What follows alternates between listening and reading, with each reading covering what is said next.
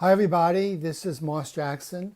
Welcome to Mondays with Moss. It's Wednesday, but last Monday, a couple of days ago, I gave a talk on how people go through life, and I focused on life as a victim. And from my perspective, based upon my research and work on my book, Navigating for Success, I've come up with 3 ways in which people go through life, either as a victim, a survivor, and a navigator. So this past Monday, I talked about life as a victim.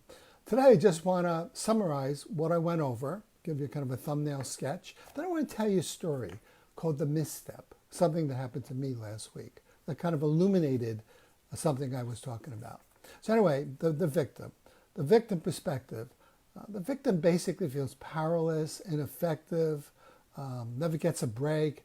How come he gets a bonus? How come you like him more than you like me? There's a lack of personal power, a lack of personal agency, a good amount of self-pity, and kind of dwelling in regrets and resentments. The language of the victim is, why me? How come I never get a break? Why is he getting a promotion, not me? Why'd you invite her to the party, not me? And a lot of complaining. The bottom line of being a victim, in terms of quality of life, it's really hard, I think, to live a life of purpose and meaning if you're powerless. You have no power. What can you do? You're like a leaf blowing in the wind. Also, the impact on other people. It's annoying being around victims. They complain, they whine, they blame. You try to give advice. It's hard to stay compassionate. Basically, you end up getting pretty annoyed. And I suggested if you want to get out of being a victim, I didn't talk too much about what to say to someone who's a victim. I might pick that up next time I talk. But if you want to get out of being a victim, you can play the A game. What's the A game? 3 A's. Acknowledge what's going on, how you're behaving, how you're thinking. Take accountability. Own that you're a victim. You're acting like a victim. You're a pain in the ass. And 3, take some action to change. So you could say, for example, I'm aware. I'm a chronic complainer. I've been this way all my life. I'm floundering, don't know exactly what to do, but I'm open. So at least that's giving you, the listener, a sense that this person wants to do something. Accountability is, I'm behaving this way. I'm responsible for my misery.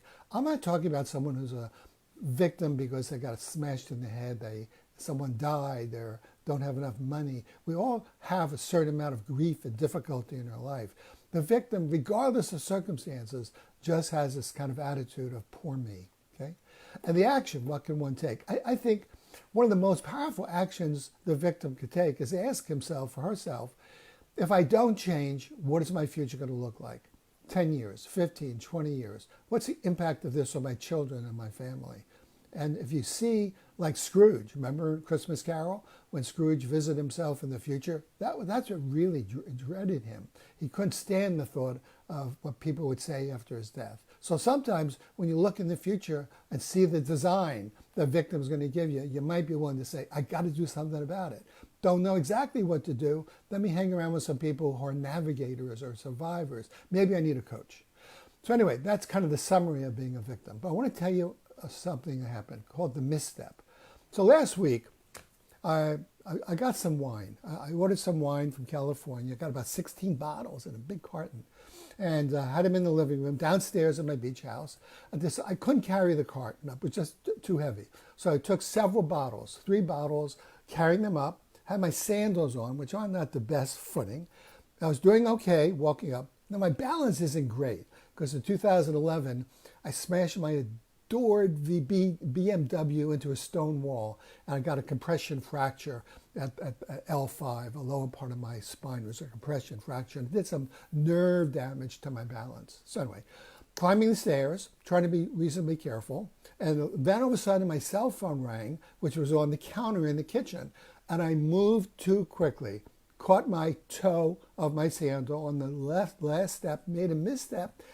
Next thing I know, I'm sprawling across the floor.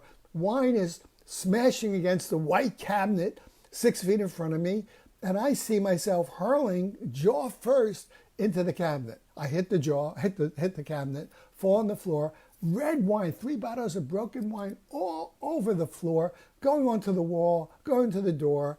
My wife comes out of the bedroom. She's talking to a client, and she said, "Oh my God, what happened?" I said, I made a mistake. And then she hung up. And we cleaned up the mess. So we cleaned it up, and I was kind of having a cup of coffee.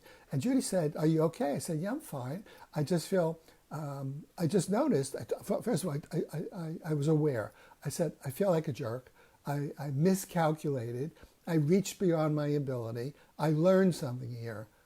That's called a growth mindset, by the way. Learn from your mistakes. Don't dwell in the regret of your mistakes. So the awareness or the acknowledgement was, I did it. I sprawled. It was it looked kind of like a Three Stooges thing. I felt kind of foolish, but I realized I did it. And I didn't blame the step, didn't blame my leather sandals. I did it. I miscalculated. I took accountability. I owned it. My posture, my balance is not that great that I could continue to do that in the future. Maybe 2 bottles, but not 3. And 3, I took action. I cleaned up, had myself a cup of coffee, and I fortunately had the support of my wife, and we both got a joke out of it. But we also, she said, "What are you going to do in the future?" I said, "I'm not going to do that." So I learned something from the experience. So anyway, that's an application of the A game: awareness, acknowledgement, and taking action. I hope that makes some sense to you. I really hope to see you on Monday, this coming Monday, where I'm going to talk about living life as a survivor. Survivors are really interesting. They get a lot done, but they aren't necessarily happy. Hey, Sandy, thanks for watching. I appreciate it. So tune in next Monday, 11:15, Life as a Survivor. 50% of us are survivors. About 15 to 20% are victims. Okay, victim is, to me, the worst place to be. A survivor, at least you get something done, but it creates some anger and misery. So stay tuned, folks. Hope to see you. See you then. But have a glass of wine with me.